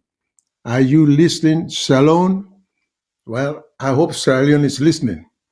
In fact, one of the things that I'm grateful to one of the callers, we talk about the conversion of the airport, Kenema, into a residential area. This is the problem. We are not progressive. We keep going backwards. You just don't understand these people. Because many times we've said over and over, once upon a time, we have internal air flights from Hastings to Bo, from Bo to Kenema, from Kenema to Yengema. Instead of we had expanded and Bond, instead of we had expanded, getting some major airports in the north, which will have been useful. Get airport, Mr. Shillon, Kabbalah get airport. Okay, but that wasn't as commonly and traveled. And I know say one airport been there between Makeni and Magboka, what they call Magbengbera. It was just a strip. We can take any normal aircraft. Okay. But that now, what has happened, all of these landing facilities for plane have been abandoned. And the only resourceful, creative ideas we can come up with now for go build host and then situation, now the areas in there. So you ask yourself, what's wrong with us? How is Kenema going to be more than... We are egoistic, Mr. Shillon. That's the answer. Well, we are egoistic because we show we ego by building houses, buying expensive cars we will not need. And all of this will show well, all of this will show in an environment where you not even they go hand in hand with the houses and the thing they want to do. Because building houses, plotting places for building houses, that in and of itself is not development. The infrastructure, therefore, take into account so many other things that these guys don't do. So Kenema is never going to rise to the level of a modern city. Bo, that is the next biggest city or township in the country, will never rise to the level of modern city. And these guys come abroad. They see. So you would think this will rise to the level of it will rise to the level of a modern squalor. Well, that's exactly. You see, and some of we know, Because we you have know to do land use planning. precisely, sir. But they've thrown everything away in terms of constructiveness and just they try to do politics like the first caller be saying. I think that is the refer to where everything these guys think of now are for appease people. Then even the appeasement when they talk about when time comes for election, people are not free. You don't see any free and fair election because we know this past election, our one party was extremely restricted from going into certain parts of the country. So I will hope this is what APC, because some of them points I would raise. If APC want to be a constructive opposition, this is what they should be talking about. Not for people like we for the raise that. So by them not raising it, leaves me with great suspicion that as I always can say, because me are they in the minority of those who say, I still cannot understand how people see such big difference between APC and SLPP. I don't see it. And I have given people my story over and over and over that I was an APC when it wasn't fashionable to belong to APC in the heart of Mindeland, where you can lose your life, you can use your property. That's when in the 60s, people like me, my daddy or we on household, now we be to sell APC membership to people them. All right. So when me, I can challenge anyone from the big old guys than we did it for say they don't know more any more about APC than I do. I was an APC youth in Bo. Walk in the 1967 election. I was a special polling agent at the district council for APC. So I know what I'm talking about. So when I tend to just speak badly of APC, yeah, but we never the one them, because I was just a kind of student, even in my school days, I would spend my last 2 cents or 3 cents for buy Daily Mail or We Own, because I always wanted to know what was happening. But after like somebody said just now, I don't know if now Mr. Jamborea or whoever say, or Mr. Fode Mustafa, where we inherit. Now I make me not again no blame to the white man or the colonialist. We inherit a constitution will provide prime ministership for we. We had a very calculated prime minister who convert the system to presidency, forget all onto power for create all this rubbish we see now. Okay? So we cannot just be talking about just one party. And during those days, where would they talk about so? I mean, to me, that then some of us join or we're APC youth because we have models, role models, then will be the try for emulate. The Sirifore, you know, the Dr. Mohammed Fona, the Ibrahim Takis, you know, the Nelson Williamses, I mean, the Sebu Fonas, and the LAM Bureaus, you know, the Kutubu Kaisambas. These were people who were role model to some of us. So when we joined we joined, even though Kaisamba and Birua were not SAPP, but they were not APC, but eventually lending support to APC, forgive APC power. But the point I'm making here is we get role model than what will be the admire. And what to this day killed me spirit that made me lose confidence in APC completely. And I don't ever trust them for ever kind of power. When they sit down without objection, Shaka Stephen execute notable, prominent, smart Sierra Leoneans them just because of power, that just killed me spirit. And it's been that way ever since. So we get terrible history. Let me not talk politics now to some extent. Then two parties are then terrible. That's why we should not leave this tripartite agreement just to the two of them. If that They are happens, terrible. They are terrible because we have been brought up to believe in autocracy. That's I why in agree. the beginning I said, with a full we self will get democracy. There is no democracy in Sierra Leone. There has never been democracy in Sierra Leone. Before independence, after independence, as I'm talking, we have an autocracy. An autocracy is a system that gives all the power to a set of people within governance. A democracy, it distributes the power. The people then say matter. Here is the case of a journalist who write an article. Yes, the heading way here may be sensational, but is it meant to cause harm in the society? No. It's an opinion. It's an opinion. If we cannot tolerate opinion, then let's stop talking about democracy.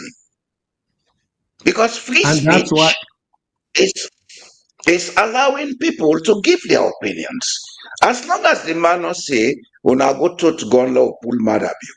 He say, "We cannot wait for Bill to continue in power until 2028." I think the best thing can do is let us ask the man, let him explain why he says so. He has a right to his opinion. It's a political opinion. And democracy, they prescribe say everybody should have a right to a political opinion. So what are we talking about democracy? Do we have democracy? No. We have had autocracies. We have never practiced democracy in Sierra Leone. Now get that clear. If we want democracy, it's not about political parties. It's about social behavior, social attitudes. Because without them, there cannot be democracy. If man, because he feels same, papa and a minister, go beat somebody, wouldn't care and go police, the left and go free.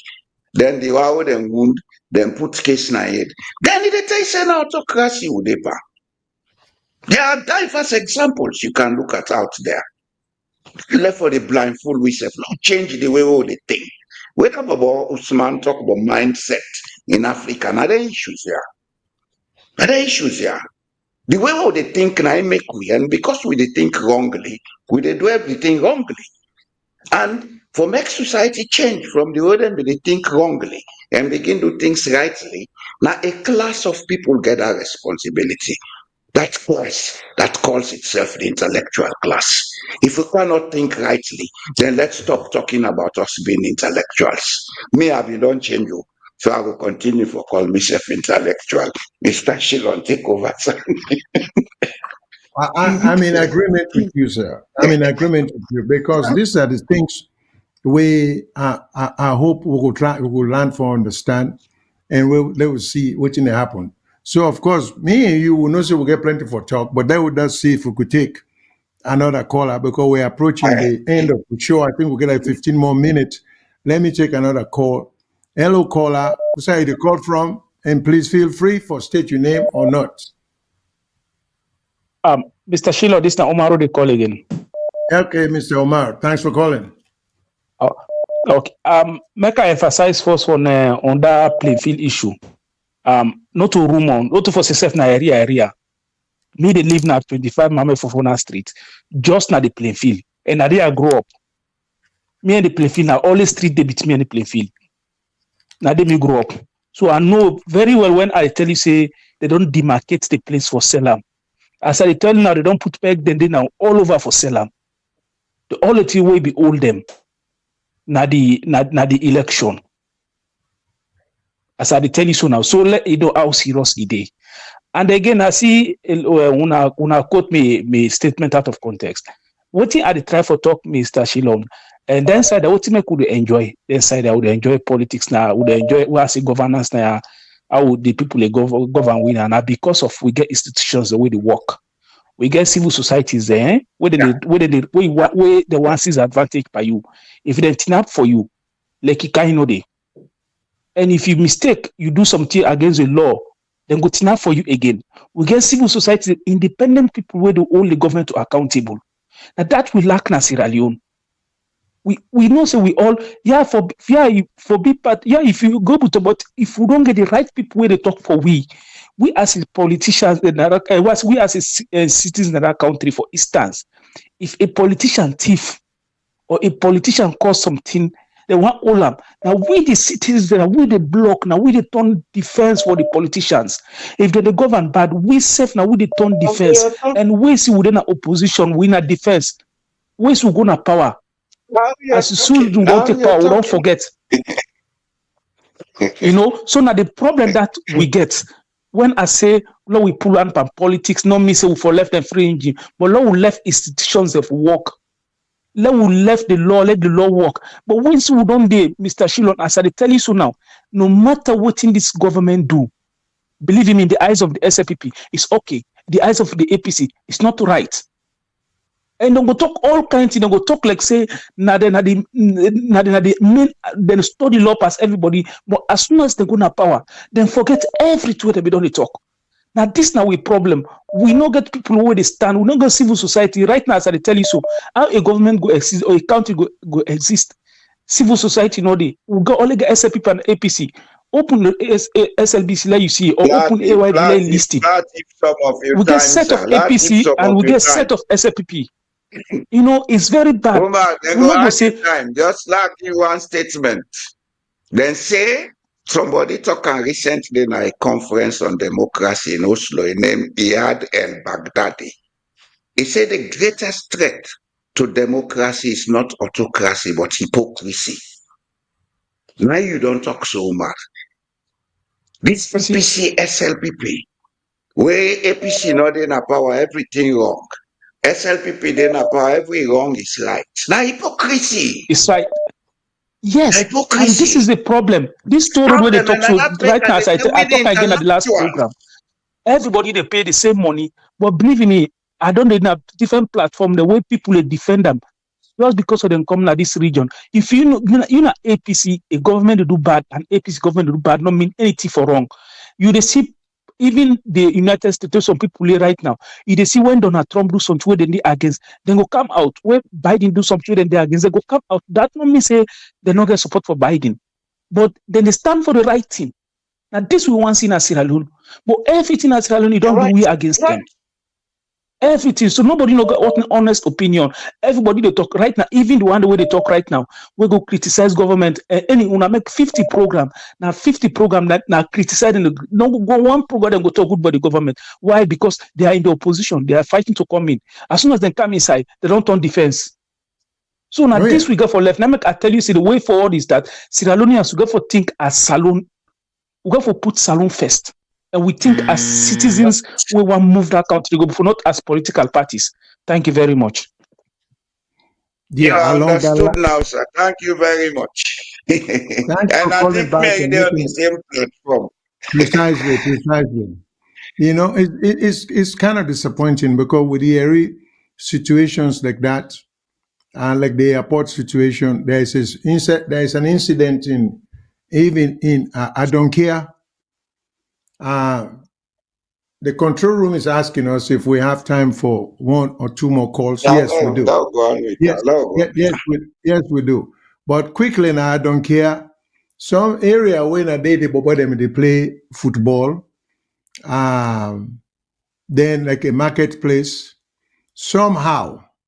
And a school. I did not complain from one Mr. Shaw. Yeah, then just say the elders. This is how the corruption don't permeate the entire level of society. A businessman, and I don't want it to seem like one is targeting a particular group of business people, but I think it's a Lebanese businessman who wanted that spot there for open a shop. He just go meet the elders them, and this is not community land, not community property, and talk to them, and somehow the next way they know, this man start constructing a house on the place. When the Bobo them protest, police come and arrest them all. And for months, there was police presence in the area where the construction they take place. And the lawyers feel helpless to go to court to get an injunction. and maybe they didn't even trust the system that an injunction will have been obtained. So this corruption, what we talk about, not to just ministers anymore, the system is really bad. So we are making a mockery of ourselves if we think, say, we are no progress is going to take place. Because why would you want for bill put up a 2-3 story building with a foundation of 1 story? And when you know, well, by the time you get to the 2nd story, the foundation might start giving in. And if you ever lucky enough to get to the 3rd story, the place will collapse. This is what we're doing here. We are ignoring the foundational problems then we'll try for address. We are too eager to just try for split the power between 2 dominant, good-for-nothing political parties. 2 dominant, good-for-nothing political parties. 2 dominant set of hustlers. Yes, basically that's what it is. 2 dominant set of hustlers. If Alpha can the hustle today, get well, I wonder when you go get precisely. By now it should be pension. Well, he thinks if for then each team will get power, and then he has no plan. He's a hustler. This is what we've made politics into in Sierra Leone. A place to go and hustle, not a place to go and contribute to nation development. These are some of the realities we have to begin to face. Politics is not about hustling, it's about contribution. I came to this country in 2003. By 11, then say can be councillor. I made my contributions. I went out. I'm no longer in it. It's not a place to hustle. It's a place to contribute. The role I had at that time has diminished. I was there to be a go-between between foreigners and the Norwegians. Now we have people who have settled, they don't born Peking and everything. So integration don't begin to take place properly. I have no more role to perform. Let me retire. I concern myself with my own business. My business today in a salon. Would I want it fine? Would I know me fine? My business is Sierra Leone, and I'm not doing it to go and run for political office. I'm doing it to leave a legacy of correct mentality. Now we get the caller, sir. All right, caller, please state your name, or if not, state where you're calling from. Feel free not to state your name if you don't want to. Yes, thank you very much, Mr. Shipman and Jamboria. I call from UK and me, Amidst. I don't follow now. I don't listen. Yes, of course. The border woman don't can correct stuff the initially today. We can't discuss all of these things where there is no politics. Politics must come inside it because now politics, what will happen in our country? Now they lead me to all of them discussions there. We can understand, like, of course, now are older people and some of us are young guys coming up. Probably the time where we go to school, that country, they invite you. Not already get experience at the West because some of you kaya. The fortunate thing about some of we don't already get grounded behavior, go to school in Sierra Leone, went to university, and at least get some little bit of work experience before ever will come in other part of this country. So that's a good thing. So we know much about the country, for say.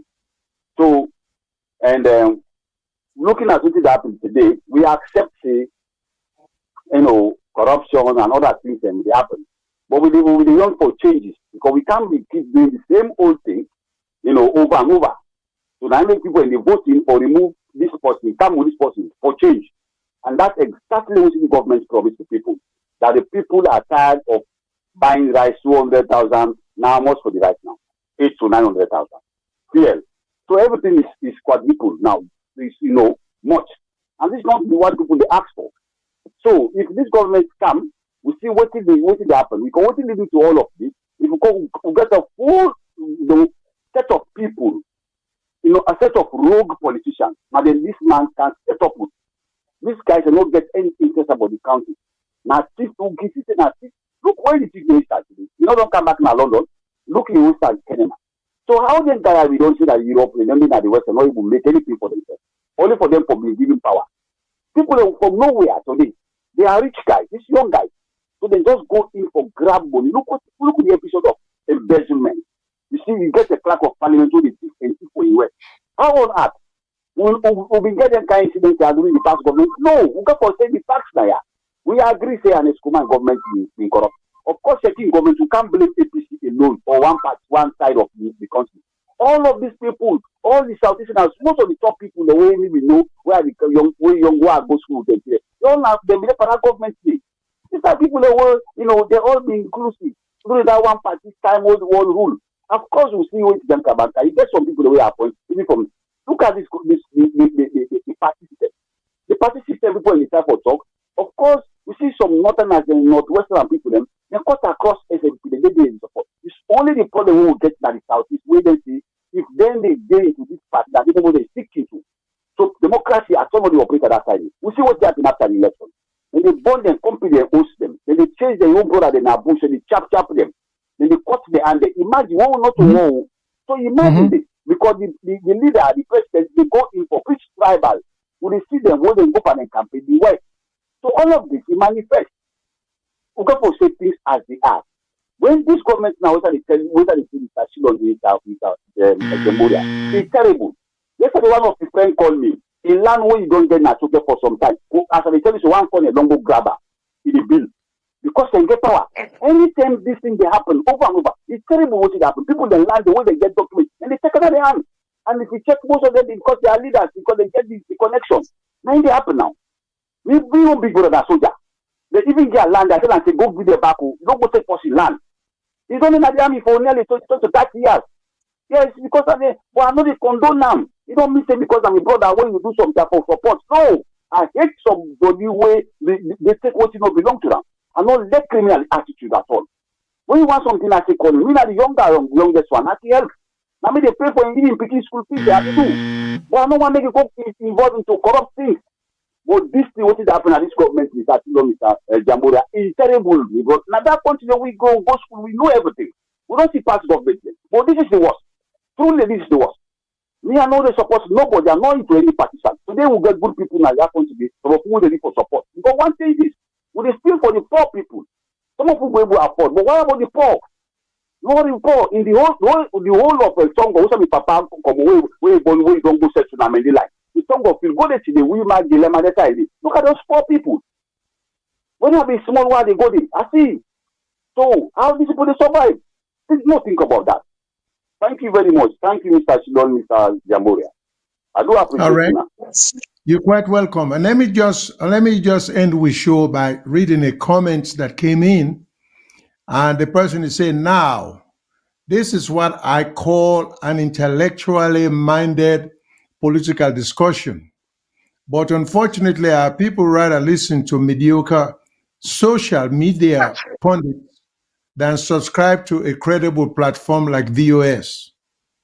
Thank you very much. We have to. I think he is very correct.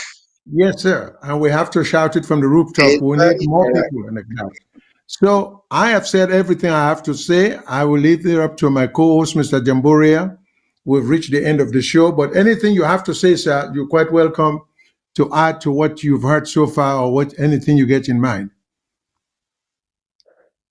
I don't think I get much for art. I just believe, say, we don't begin set the platform for social change in Sierra Leone.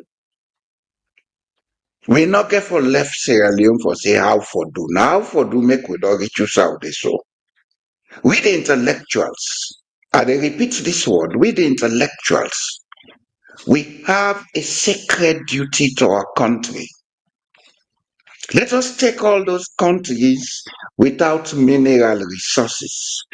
Take Japan, take South Korea, take Singapore, take Finland, take all the other countries. We get structured economies and good standard of living. Ask yourself, how did they do it? Did it happen by juju or magic? No. It was a deliberate plan and action by the intellectual class that created what we call those societies, or what we see those societies to be today. Intellectuals of every country now then get the mandate. I say mandate, not in the normal sense of the word. I use it now as a technical word. We have the mandate to make it right or leave it to be wrong. If we believe that God created the heavens and the earth, if we believe that God has the power to make and unmake anything, then let us look at ourselves as the image and likeness of God, that have the mandate, the intellectual capacity, the intelligence that has been developed by God, has been imposed into some of us through a process we call education. If we cannot use that for the general good, then let us stop talking about being intellectuals. We are hustlers. And I have no regret saying that. You are my colleagues, you are my brothers, you are my sisters, but own up to your responsibilities. Rather than talking about Bintu Mani 1, Bintu Mani 2, let us begin to look at how we can begin to talk about planning a roadmap, a national roadmap for Sierra Leone. A roadmap where we will impose certain rules and regulations, certain standards, certain laws, where nobody know they can't change. This issue about constitution, don't forget about them. Now we can talk about a roadmap, a policy framework, or a set of policies where we will put a law, a statute. We'll make them into an entrenched statute where nobody know they just change anyhow. Say, when you come, you for follow that roadmap. If even they count a new project, if they within the ambits of that roadmap. Countries have it, America have it, UK has it. There are certain things the government in power in these countries cannot go beyond. Then question them. Mr. Jambore, if I may interrupt you, just so we don't lose this comment.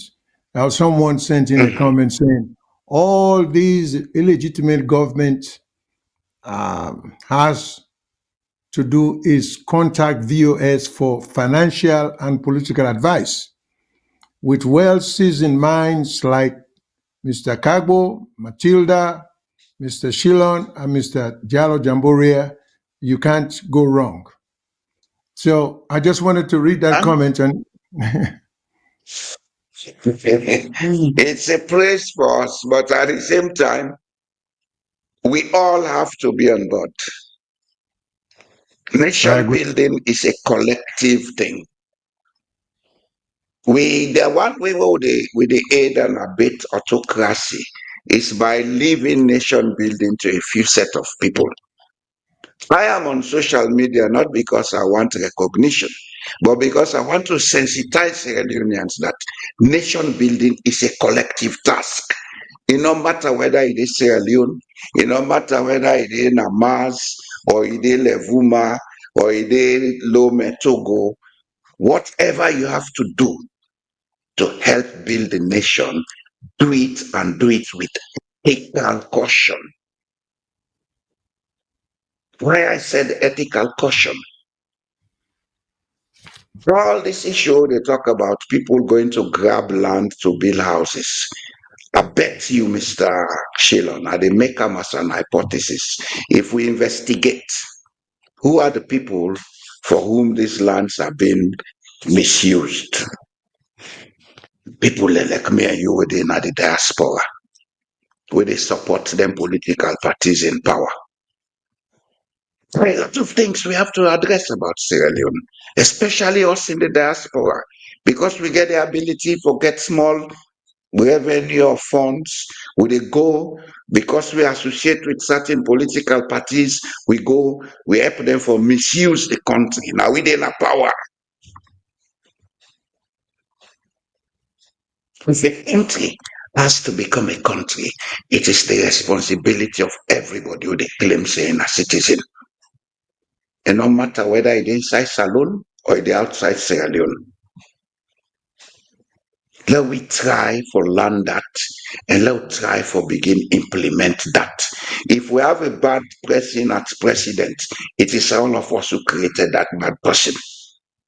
And me, I know mix now, I make mother be at the sit on the tell and say that, okay, you wrong. I mean, the mere. But they tell and say wrong when he wrong. And they send him about them, then they carry it all enough for the talk. So I say, all right, I go talk more past through. When something is wrong, it's wrong. Because if we don't stop it, it will create problems for all of us, even us who are doing it. Then there's I get me on channel where they try for talk how I want to talk. I tell somebody, I say, even Julius Maderville is suffering as it is. I say I can justify him, and I go say the same thing back now. He is suffering with all the suffering when they go to salon. How will they suffer? Every day, the level of insecurity they increase. They get hyperactive with more stress. So he is suffering psychologically. And that suffering will not see him. It's quiet, but it's a killer part.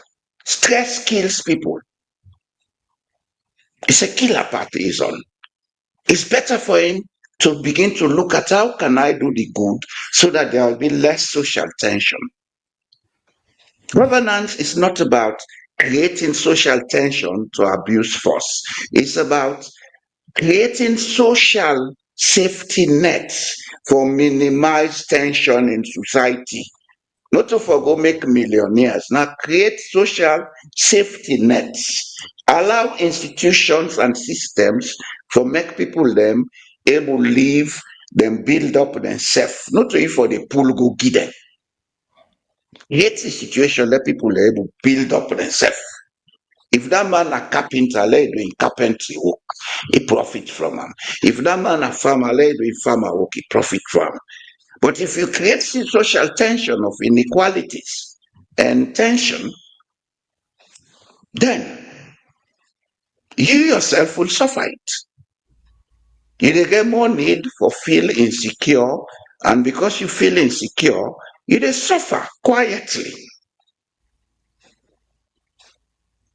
You know they suffer outside.